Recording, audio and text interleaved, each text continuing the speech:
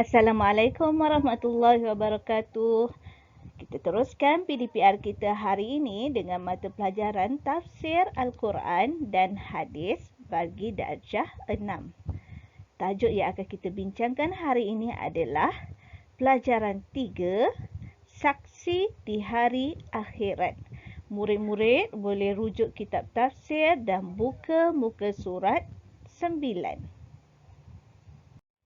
Tajuk yang ketiga ini merujuk kepada surah Yasin ayat 65.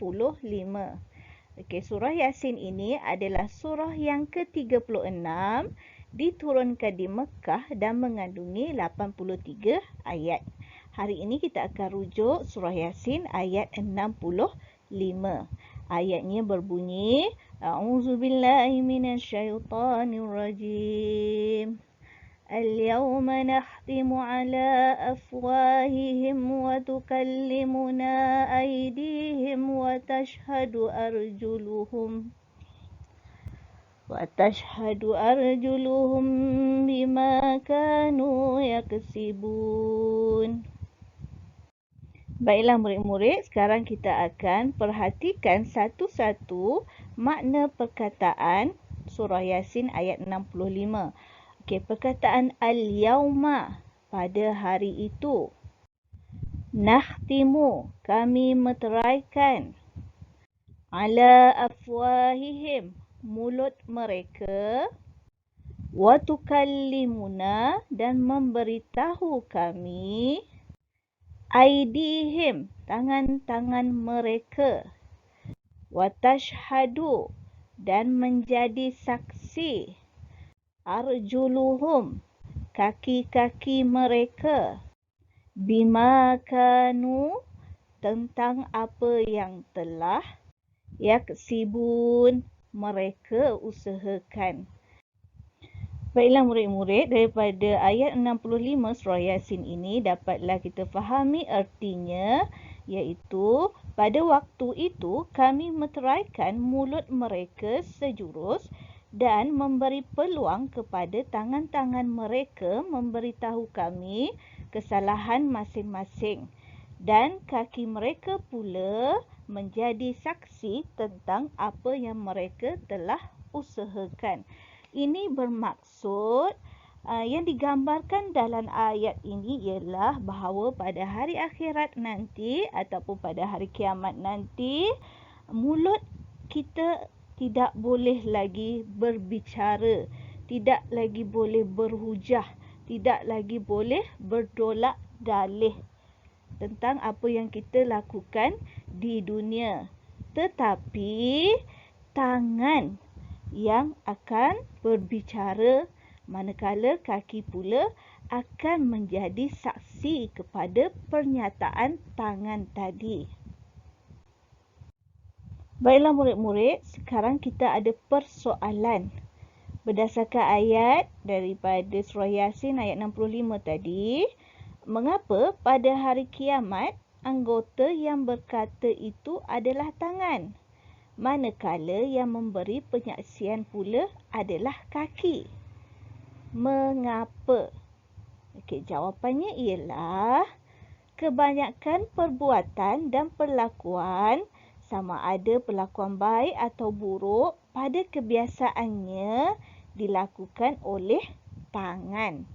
Maka tangan yang akan menjadi pendakwa pada hari tersebut, manakala kaki pula akan memberi penyaksian serta membenarkan dakwaan itu.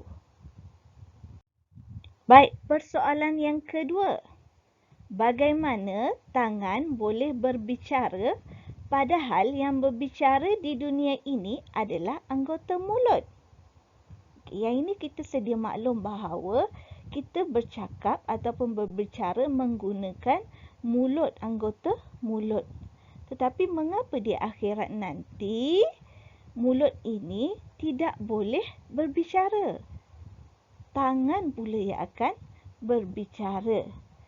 Baik, jawapannya adalah Allah Subhanahu Wa Taala berkuasa menjadikan mulut berserta lidah untuk berbicara semasa di dunia.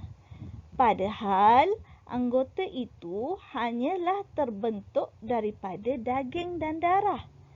Maka begitulah juga Allah Subhanahu Wa Taala berkuasa menjadikan anggota itu berbicara di hari akhirat. Ini bermaksud murid-murid, Allah itu maha berkuasa. Allah boleh lakukan apa-apa sahaja. Sedangkan Allah boleh menjadikan mulut kita bercakap di dunia. Nanti di akhirat pula Allah boleh menjadikan anggota lain seperti tangan untuk berbicara. Baiklah murid-murid, sekarang kita tengok antara nama lain bagi hari kiamat ataupun dalam bahasa Arabnya Yaumul Qiyamah. Dalam Al-Quran disebut beberapa nama lain. Antaranya ialah Yaumul Ba'ts yang bermaksud hari kebangkitan. Yang kedua, Yaumul Mahsyar yang bermaksud hari perhimpunan. Yang ketiga, Yaumul Hisab yang bermaksud hari perhitungan. Yang keempat, Yaumul Jaza yang bermaksud hari pembalasan. Yang kelima, Yaumun Nadamah yang bermaksud hari penyesalan. Semua ini merujuk kepada hari kiamat ataupun hari akhirat. Cuma sebutannya ataupun makna perkataannya sahaja yang lain. Baiklah murid-murid, sekarang kita lihat pengajaran ayat daripada surah Yasin ayat 65 tadi. Murid-murid boleh rujuk muka surat 12. Baiklah, pengajaran yang pertama yang kita dapat ialah ada kehidupan yang kekal abadi setelah kehidupan di dunia. Ini bermaksud dunia ini hanyalah kehidupan sementara sahaja. Dan kita akan menuju kepada kehidupan yang kekal abadi iaitu di hari akhirat nanti. Baiklah, pengajaran yang kedua, pada hari akhirat mulut tidak boleh berbicara untuk diri tuannya. Yang berbicara ialah anggota yang lain. Pengajaran yang ketiga, perhitungan Allah pada hari akhirat adalah sangat terperinci. Tiada sebarang kesalahan yang boleh sembunyikan sama ada besar maupun kecil. Baiklah. Pengajaran yang keempat, hari kiamat juga. Hari kiamat ini termasuk dalam perkara as-sam'iyat. Contoh perkara lain as-sam'iyat, ada beberapa contoh lagi cikgu akan jelaskan kemudian. Pengajaran yang kelima yang kita dapat daripada surah Yasin ayat 65 ini ialah hukuman Allah adalah maha adil dan pembalasannya adalah setimpal dengan apa yang telah kita lakukan di dunia ini. Okey, baik. Ini adalah contoh perkara as-sam'iyat. Apa maksud as-sam'iyat? As-sam'iyat ialah perkara-perkara yang ghaib. Perkara yang kita tidak nampak dengan mata. Tetapi kita wajib beriman. Yang wajib diimani, yang hanya diketahui melalui wahyu yang disampaikan kepada Nabi-Nabi dan juga Rasul. Contoh perkara sam'iyat. Tadi kita dah tahu hari kiamat ini salah satu contoh perkara sam'iyat. Sebab perkara hari kiamat nanti kita wajib beriman dengan hari kiamat. Tapi kita belum nampak. Sebab itu adalah perkara ghaib. Contoh lain ialah syurga. Seterusnya neraka. Seterusnya azab kubur. Pahala. Dan juga dosa.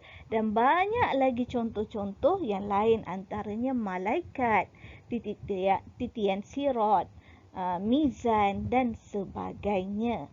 Baiklah murid-murid, cikgu harap dengan pembelajaran kita hari ini, murid-murid dapat memahami dengan baik. Sekian, terima kasih.